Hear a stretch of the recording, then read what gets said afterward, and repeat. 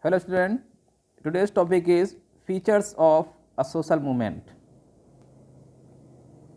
A social movement requires sustained collective action over time. Such action is often directed against the state and takes the form of demanding changes in state policy or practice. Spontaneous, disorganized protest cannot be called a social movement. Collective action must be marked by some degree of organization. This organization may include a leadership and a structure that defines how members relate to each other, make decisions, and carry them out. Those participating in a social movement also have shared objectives and ideologies. A social movement has a general orientation or way of approaching to bring about change. These defining features are not constant, they may change over the course of a social movement's life.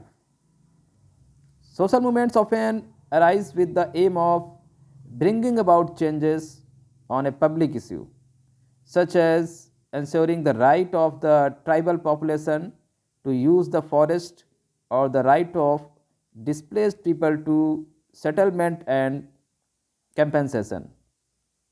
Think of other issues that social movements have taken up in the past and present. While social movements seek to bring in social change, counter movements sometimes arise in defense of the status quo. There are many instances of such counter movements.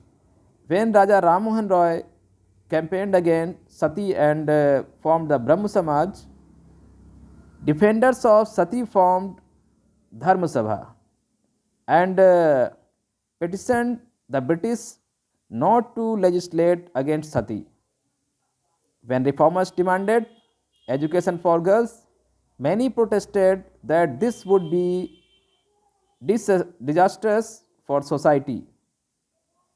When reformers campaigned for widow remarriage, they were socially boycotted. When the so called lower caste children enrolled in schools, some so called upper caste children were withdrawn from the schools by their families. Peasant women have often been brutally suppressed. More recently, the social movements of erstwhile excluded groups like the Dalits have often invoked retaliatory actions.